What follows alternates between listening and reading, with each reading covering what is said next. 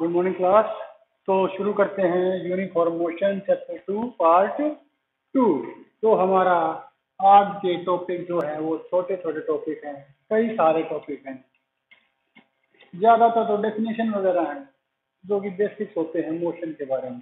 तो पहली बात हम बात करेंगे ओरिजिन क्या होता है।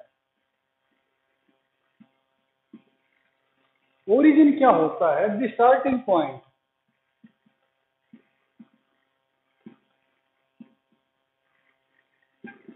The starting point is origin.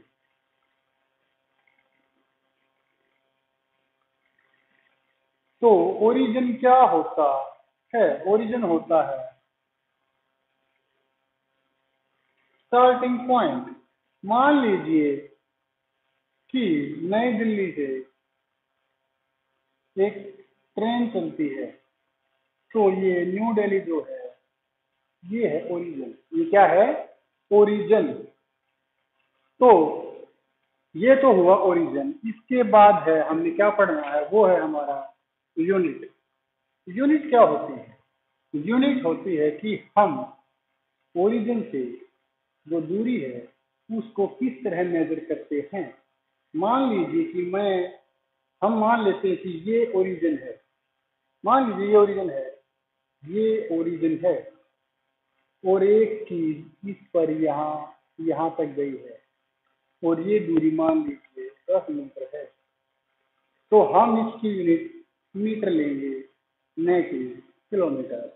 तो यूनिट क्या होती है हमने पहले डिस्कस किया हुआ है। ओरिजिन क्या होता है वो हमने पता लगा लिया है। तो अब हम देखेंगे स्केलर और वेक्टर क्वांटिटी। स्केलर और वेक्टर क्वांटिटी। तो स्केलर क्या होती हैं, वेक्टर क्या होती हैं, कैसे काम करती हैं? Scalar quantity, vector quantity. तो स्केलर क्या होती है? वे quantity they have only magnitude.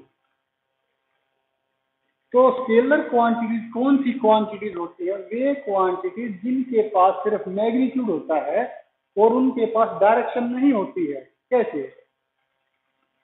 मैंने कल भी डिस्कस किया था 10 किलोमीटर पर आवर ये स्पीड है और ये स्केलर है। और क्या है ये स्केलर क्वांटिटी है। जबकि वेक्टर क्या होता है? They have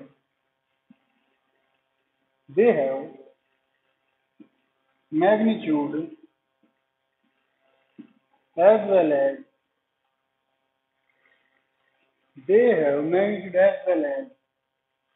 direction. तो वेक्टर वो क्वांटिटीज होती हैं जिनके पास मैग्नीट्यूड तो होगा ही होगा, उसके अलावा उनके पास डायरेक्शन भी होगी। तो हमने स्पीड का लिया था, तो हम एग्जांपल फिर से लेते हैं और आपको क्लियर हो जाएगा कि स्केलर क्या होता है और वेक्टर क्या होता है। 10 kilometre per hour towards east. अब ये है वेलोसिटी। तो आप इन दोनों में अंतर देखिए क्या है। और ये वेक्टर है, ये वेक्टर है। तो क्या अंतर है? 10 kilometre per hour, 10 kilometre per hour. This is magnitude. ये क्या है? मैग्नीट्यूड। और ये क्योंकि उसके पास सिर्फ मैग्नीट्यूड था तो वो क्या थी? स्केलर। लेकिन यहां देखिए 10 किलोमीटर पर आवर ये तो हो गया मैग्नीट्यूड। और टुवर्ड्स ईस्ट ये क्या हो गई? डायरेक्शन। तो स्केलर क्वांटिटीज वो क्वांटिटीज हैं जिनके पास मैग्नीट्यूड तो होगा लेकिन कोई डायरेक्शन नहीं होगी। जबकि वेक्टर क्वांटिटीज वे क्वांटिटीज होती हैं जिनके पास मैग्नीट्यूड तो होगा ही होगा, उसके अलावा उनके पास डायरेक्शन भी होगी। तो इस टाइप की क्वांटिटीज को हम बोलते हैं वेक्टर क्वांटिटी। तो हम वेक्टर को एरो से रिप्रेजेंट करते हैं।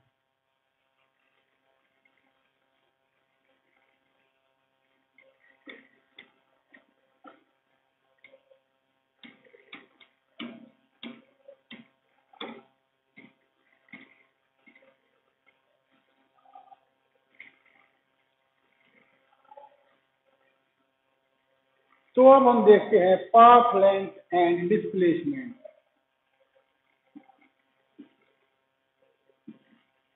और हम इसको बोलते हैं डिस्टेंस। और एक होता है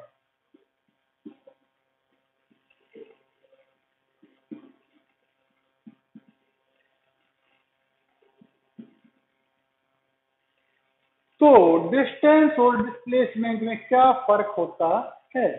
अब हम डिस्कस यही करेंगे कि हमने वेलोसिटी और स्पीड में अंतर पढ़ा है। स्पीड के पास सिर्फ मैग्नीट्यूड था, डायरेक्शन नहीं थी, जबकि वेलोसिटी के पास मैग्नीट्यूड भी था, डायरेक्शन भी थी।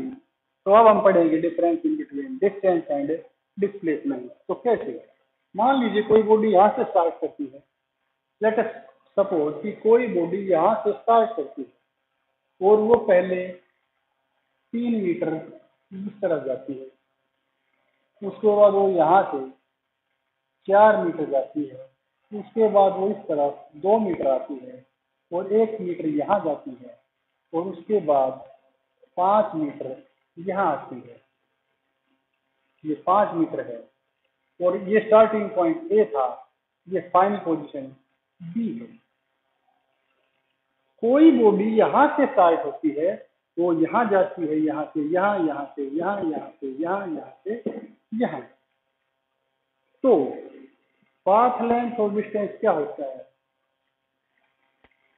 Total length of the path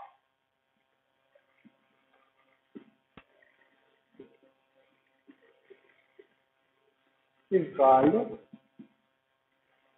distance. दो पॉइंट के बीच जो टोटल लेंथ है उसे क्या बोलते हैं हम? डिस्टेंस। तो अगर मैं बोलूं कि ये डिस्टेंस कितना होगा, तो 3 या 7 और 2 9 और 1 10 और 5 15 मीटर।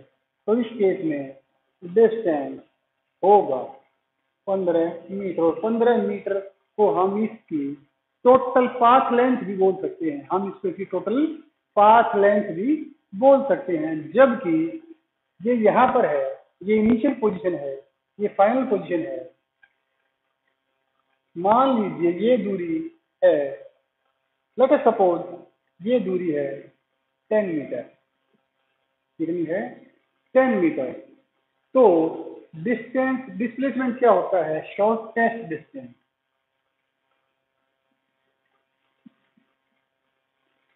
बिटवीन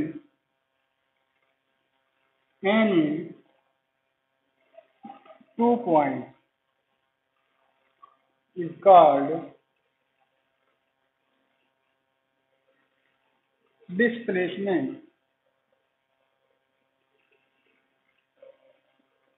तो इसका जो डिस्प्लेसमेंट है, इनिशियल पोजीशन से फाइनल पोजीशन के बीच में सबसे कम दूरी वो है 10 मीटर है।